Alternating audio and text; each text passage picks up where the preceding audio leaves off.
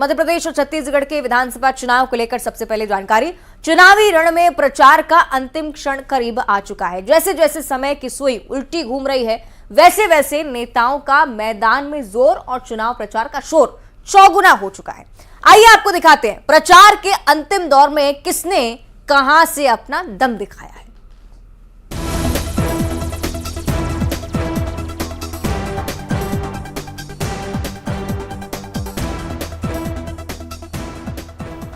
सत्रह नवंबर यानी पहले मतदान और फिर जलपान। पीएम मोदी से लेकर राजनीति के तमाम धुरंधर वोटर से यही अपील कर रहे हैं। जनसभा हो या फिर रोड शो, हर किसी की कोशिश अपने दल के लिए मत जुटाने की है। चुनाव प्रचार के आखिरी वक्त में मध्य प्रदेश में एक से बढ़कर एक राजनीति के योद्धाओं ने युद्ध को जीतने के लिए दम भरा। प्रधानमंत्री मोदी पूरी तरह चुनावी रंग में रंगे नजर आए। उन्होंने बैतूल में कांग्रेस पर निशाना साधा तो शाजापुर में कहा कि कांग्रेस का पंजा छीनना जानता है। इसके अलावा झाबुआ में उन्होंने जनता से वादा लिया। कांग्रेस जो वायदा करती है वो कभी पूरा नहीं करती है। एक ही आवाज से कह रहा है, फिर एक बार, फिर एक बार, फिर एक बार। साथियों, कांग्रेस को सिर्फ परिवार की, अपने बच्चों की चिंता रहती है। मुझे एमपी की हर बहन बेटी पर पूरा भरोसा है। यहां से अब घर जाएंगे, लेकिन बैठना नहीं है। कमल लेकर के घर घर पहुंचना है। पहुंचोगे? जरा जोर से बताइए, पहुंचोगे?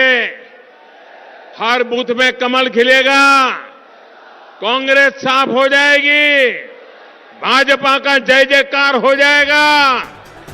लेकिन सिर्फ इतना ही नहीं, इसके बाद पीएम इंदौर पहुंचे और वहां बड़ा गणपति से लेकर राजवाड़ा तक मेगा रोड शो भी किया। वहीं अमित शाह भी प्रचार के रण में खूब गरजे। धारा 370 से लेकर राम मंदिर तक का मुद्दा उठाया और कांग्रेस पर जमकर वार किया। बीजेपी के चाणक्य अमित शाह ने विंध्य और महाकौशल को साधा। रीवा के देव तालाब में सभा की तो संस्कार धानी कहलाने वाले जबलपुर में जनसभा करने के बाद रोड शो किया। एक तो कमलनाथ और नकुलनाथ। कमलनाथ जी अपने बेटे नकुलनाथ को मुख्यमंत्री बनाना चाहते हैं। दूसरा दिग्विजय सिंह बंटाधार और उनके बेटे जयवर्धन सिंह। और तीसरा सोनिया जी और राहुल बाबा। मोदी जी ने न केवल अयोध्या में श्री राम का मंदिर, बाबा महाकाल का महालोक बनाया, केदारनाथ और बद्री धाम का पुनरुद्धार किया, सोमनाथ का मंदिर सोने का बन रहा है और इसके साथ साथ उन्होंने विंध्यवासिनी के मंदिर बनाने की भी शुरुआत कर दी। बीजेपी के राष्ट्रीय अध्यक्ष जेपी नड्डा ने भी एमपी में जमकर हुंकार भरी। उन्होंने रतलाम, रायसेन और नरसिंहपुर में पार्टी के पक्ष में माहौल बनाया। आपने अपने 5 साल के भविष्य को तय करने का विषय है, इस पद को याद रखें। और आपको तय करना है क्या सही क्या गलत। उधर सबसे बड़े लड़ैया में से एक सीएम शिवराज सिंह चौहान भी धुआंधार चुनाव प्रचार में रमे रहे। उन्होंने मंदसौर, रतलाम, उज्जैन, रायसेन, विदिशा और भोपाल में पार्टी के लिए वोट मांगे। खामला में हायर सेकेंडरी स्कूल और कई गांव में सड़क है, तो महेंद्र जी सूची बना लो। मामा के पास पैसे की कमी नहीं है। कमलनाथ रोते जाते थे, मेरे पास पैसे ही नहीं है। पैसा नहीं तो मुख्यमंत्री काहे बन गए भैया। लेकिन सिर्फ बीजेपी नहीं, कांग्रेस ने भी प्रचार के अंतिम वक्त में राजनीतिक योद्धाओं को पूरी ताकत से उतारा। पार्टी अध्यक्ष मल्लिकार्जुन खड़गे ने श्योपुर में चुनावी वादों को याद दिलाया और किसान कर्ज माफी का वादा दोहराया। वहीं कांग्रेस स्टार प्रचारक राहुल गांधी ने भी रैलियों और सभाओं के जरिए अपना दम दिखाया। उन्होंने टीकमगढ़ और विदिशा पहुंचकर सत्ता में बैठी बीजेपी को घेरा और कांग्रेस के लिए वोट की अपील की। वहीं पूर्व मुख्यमंत्री और कांग्रेस की तरफ से भावी मुख्यमंत्री बताए जा रहे कमलनाथ ने भी प्रचार के आखिरी समय में कई विधानसभाओं को नाप डाला। इसके अलावा छत्तीसगढ़ के चुनावी गढ़ को फतह करने के लिए प्रियंका गांधी वाड्रा मैदान में उतरी, रायपुर में रोड शो किया और पार्टी प्रत्याशियों के पक्ष में जोरदार प्रचार किया। कुल मिलाकर जैसे जैसे प्रचार का समय खत्म होने को आ रहा है, वैसे वैसे प्रचार का शोर और जोर दोनों ही तेज होता जा रहा है। लेकिन अब इसके थमने में ज्यादा वक्त नहीं है, लिहाजा वोटर तैयार है। वो मन और मत दोनों बना चुका है। बस इंतजार 17 नवंबर का है, जब वोटर अपना फैसला ईवीएम का बटन दबाकर सुना देगा। Bureau report, news 18 Madhya Pradesh, Chhattisgarh. और मध्य प्रदेश के चुनावी संग्राम के बीच नेताओं के बीच जुबानी जंग भी लगातार चल रही है। सीएम शिवराज सिंह चौहान ने प्रियंका और राहुल गांधी के दौरे पर तंज कसा है। शिवराज ने कांग्रेस के वादों पर भी निशाना साधा। उधर शिवराज के बयान पर राज बब्बर ने पलटवार किया। सुनिए।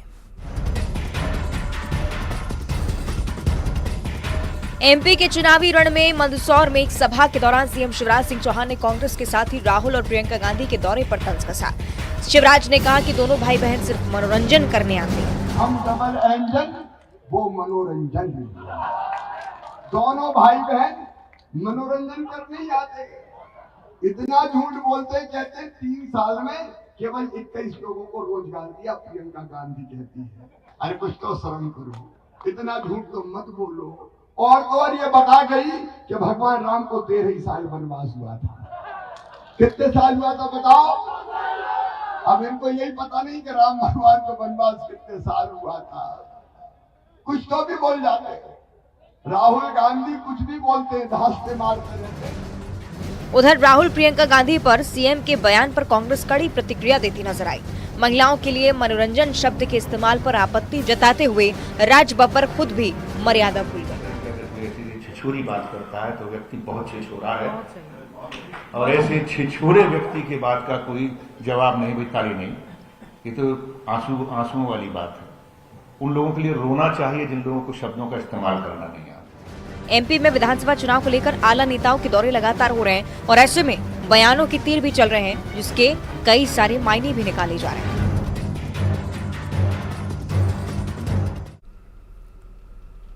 और वहीं दूसरी तरफ कांग्रेस के प्रचार अभियान को तेज करने के लिए पूर्व सीएम कमलनाथ ने सीहोर के श्यामपुर में सभा को संबोधित किया और इसी दौरान कमलनाथ ने बीजेपी पर निशाना साधते हुए कहा कि मध्य प्रदेश में सबसे बड़ी चुनौती बेरोजगारी है। यहां नौजवान बेरोजगार घूम रहे हैं। उन्होंने आगे भी कहा कि मध्य प्रदेश सबसे बड़ा भ्रष्ट और चौपट प्रदेश बनकर रह गया है।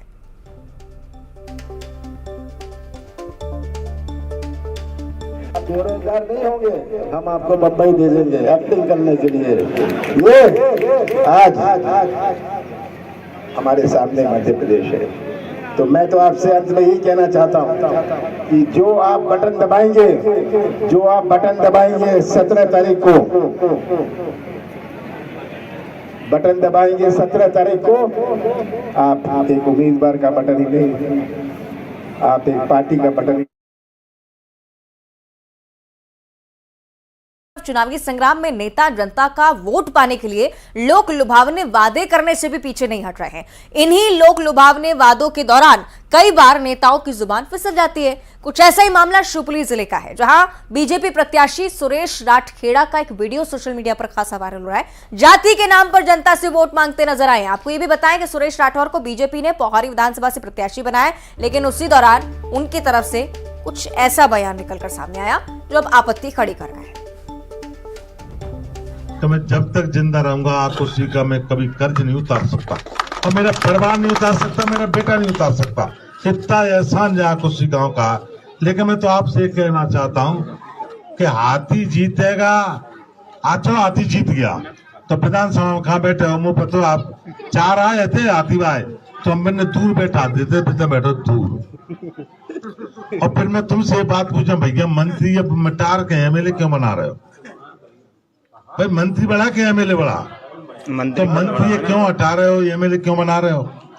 और सुन लो मेरे साथियों, कहीं धाकड़ बीड़ बट गए और 2 जगह हो गए तो निश्चित कुशवाहा जी एमएलए बनेगा और तुम्हारी जी हत्या कर रहे वो हो जाएगा। नोट कर लेना, साफ हो जाओगे। और उधर छत्तीसगढ़ में चुनाव प्रचार करने पहुंचे केंद्रीय मंत्री स्मृति ईरानी जहां मुंगेली से प्रदेश की कांग्रेस सरकार पर निशाना साधती हुई नजर आई हैं। लोरमी विधानसभा क्षेत्र की अगर बात करें तो अरुण साव के लिए प्रचार करने के लिए यहां पहुंची थी स्मृति ईरानी। ये कहा है कि छत्तीसगढ़ की कांग्रेस सरकार ने अपना विश्वास खो दिया है। बीजेपी के साथ प्रधानमंत्री नरेंद्र मोदी की गारंटी जुड़ी हुई है, जबकि कांग्रेस के साथ झूठे वादे, घोटाले, भ्रष्टाचार की गारंटी आती है। अब बताओ, लक्ष्मी से कभी झूठ बोला जाता है? लेकिन भूपेश बघेल ने छत्तीसगढ़ की लक्ष्मी से झूठ बोला कि नहीं बोला? महिला को क्या कहा? सिलेंडर मुफ्त देंगे, दिया कि दिया? नहीं दिया ना। महिला को क्या बोला? 500 रुपया भी देंगे, दिया? नहीं दिया ना। अरे जो शक्ति स्वरूपा को, घर की लक्ष्मी को छल जाए, गंगा जल हाथ में लेकर झूठी कसम खाए, महादेव का अपमान कराए, प्रभु राम के अस्तित्व पर प्रश्न चिन्ह लगाए, ऐसे अधर्मियों को सहयोग न दो। घर की लक्ष्मी से कहने आई हूँ, 17 तारीख को पोलिंग बूथ पर जाओ, कमल का बटन दबाओ, अरुण जी को जिताओ और मोदी की गारंटी पाओ। और दूसरी तरफ इंदौर से एक बार फिर से एक ऐसी तस्वीर सामने आई जिसे देखने के बाद आप कहेंगे कि इसलिए इंदौर को सबसे स्वच्छ शहर ही कहा जाता है। शहर में प्रधानमंत्री का भव्य रोड शो हुआ, इसके तुरंत बाद सड़कों की सफाई शुरू हुई। बिल्कुल, महापौर पुष्यमित्र भार्गव भी उतर गए सड़कों पर, झाड़ू उठाई, निगम की टीम को भी सड़क पर बिखरे फूलों को साफ करने का काम दिया गया। ये तस्वीरें आप देखिए, बहुत ही खास हो जाता है ये नजारा जब इंदौर शहर की आप बात करते हैं, और इसी वजह से कई सारे कीर्तिमान इंदौर शहर के नाम।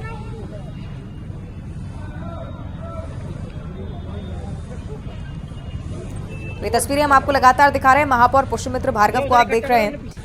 भले ही कोई त्योहार हो, भले ही कोई चुनावी रैली हो, कोई भी कार्यक्रम हो, उस रैली के बाद जो कचरा बिखरता है, उस कचरे को साफ करने की जिम्मेदारी ना सिर्फ कर्मचारियों की होती है, बल्कि राजनीतिक हस्तियां भी कुछ इसी प्रकार नजर आती हैं। और प्रधानमंत्री नरेंद्र मोदी देश के आदिवासियों में सबसे कमजोर तबकों के कल्याण के लिए 24,000 करोड़ रुपए के पैकेज की योजना की शुरुआत करने जा रहे हैं। 2024 के लोकसभा चुनाव और 5 राज्यों में विधानसभा चुनाव को देखते हुए केंद्र सरकार की तरफ से बहुत बड़ी पहल इसे माना जा रहा है। तो प्रधानमंत्री की तरफ से पीवीटीजी मिशन, जिसका हम जिक्र कर रहे हैं, प्रधानमंत्री मोदी कल झारखंड में विशेष तौर पर कमजोर आदिवासी समूहों यानी कि पीवीटीजी के समग्र विकास के लक्ष्य के साथ 24,000 करोड़ रुपए की योजनाएं लॉन्च करेंगे। पीएम पीवीटीजी मिशन की घोषणा आदिवासियों के कमजोर तबके को सशक्त और सक्षम बनाने के लिए इसी साल के बजट में इसे शामिल किया गया। इसे लॉन्च करने वाले हैं। सरकारी आंकड़ों के हिसाब से देश के 18 राज्यों और केंद्र शासित प्रदेशों में 75 विशेष कमजोर आदिवासी समूह हैं। देश भर के 220 जिलों के 22,544 गांव में भी रहते हैं और इनकी जनसंख्या करीब 28 लाख की है, जिन्हें अब इस योजना से सीधा लाभ मिलने वाला है।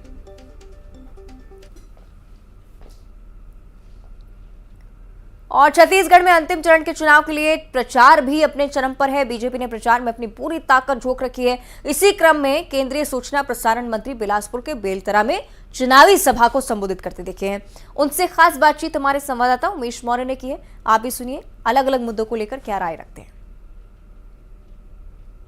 दूसरे चरण के मतदान को लेकर सभी राजनीतिक दल पूरे दमखम के साथ चुनावी मैदान पर उतर चुके हैं। छत्तीसगढ़ के दूसरे चरण के मतदान के लिए यहां पर भारतीय जनता पार्टी ने पूरी ताकत के साथ यहां पर अपने शीर्ष नेतृत्व को भेजा है और चुनावी मैदान में उतार दिया है। हमारे साथ सीधे तौर पर अनुराग सिंह ठाकुर केंद्रीय मंत्री, उनसे जानने की कोशिश कर रही है। सर, किस तरीके से देख रहे हैं, 2 दिवसीय दौरा है, आज आप बिलासपुर पहुंचे हैं, क्या स्थिति देख रहे हैं जिले की? सब तरफ भारतीय जनता पार्टी की धूम, जनता में जोश कि बदलाव का अवसर आया है। झूठे दावे, झूठे वादे और जिनके नहीं नेक इरादे, ऐसी कांग्रेस पार्टी को बदलने का अवसर आया है। जो 5 साल पहले वायदे किए थे वो पूरी तरह से फेल हुए हैं। कांग्रेस के वायदे फुस हो गए और जनता ने मन बना लिया है कि अब की बार कांग्रेस को बाहर करेंगे। कांग्रेस भी फेल, कांग्रेस की गारंटियां भी फेल हुई हैं। वहीं दूसरी ओर जनता को विश्वास है कि जिस भारतीय जनता पार्टी ने छत्तीसगढ़ का स्थापना की वही उसको संवारेगी, बनाया भी संवारेगी भी। और इसके लिए मोदी जी ने गारंटी दी है 3100 रुपये में धान की खरीद करेंगे। जो बकाया बोनस है उसको 25 दिसंबर को अटल जी के जन्मदिन पे ही दे देंगे। जो 5 साल में वो नहीं कर पाए, हम 5 हफ्तों में करने जा रहे हैं। इसी तरह से ही 1.5 लाख रुपए बेटी के पैदा होने पे उसको गरीब परिवार की बच्ची को मिलेगा। 500 रुपये में रसोई गैस का सिलेंडर बहनों को मिलेगा। महतारी योजना में बहनों को 1000 रुपया महीने का उनके खाते में भारतीय जनता पार्टी डालेगी। कांग्रेस ने तो 5 सालों में जो 500 रुपया महीना देना था वो भी नहीं दिया। युवाओं को जो 2,500 रुपया पर महीना बेरोजगारी भत्ता देना था वो भी नहीं दिया। ये दिखाता है कि कांग्रेस ने केवल वायदे किए और पूरे नहीं किए। महतारी योजना, महतारी बंधन योजना एक महती योजना के रूप में छत्तीसगढ़ में बीजेपी ने अपने मैनिफेस्टो में जोड़ा है। उसको लेकर कई तरीके से अब बयानबाजी आ रही है और लगातार जो कांग्रेस है वो भारतीय जनता पार्टी को घेरती हुई नजर आ रही है। अरे कांग्रेस तो खुद घिरी पड़ी है। कांग्रेस ने 5 साल पहले कहा था 500 रुपये महीना देंगे, 5 साल में नहीं दे पाई। अब कहती 1500 देंगे। अरे जो 500 नहीं दे पाया 1500 कहां से देगा? ये कांग्रेस के झूठे वायदे। कांग्रेस ने गंगा जल की कसम खा के कहा था शराब मुक्त छत्तीसगढ़ करेंगे। मुक्त तो क्या करना था, युक्त कर दिया। घर घर शराब पहुंचा दी और हजारों करोड़ का घोटाला किया। कोयले की दलाली में मुंह काला किया। महादेव ऐप पे 508 करोड़ की घूस खाई मुख्यमंत्री ने।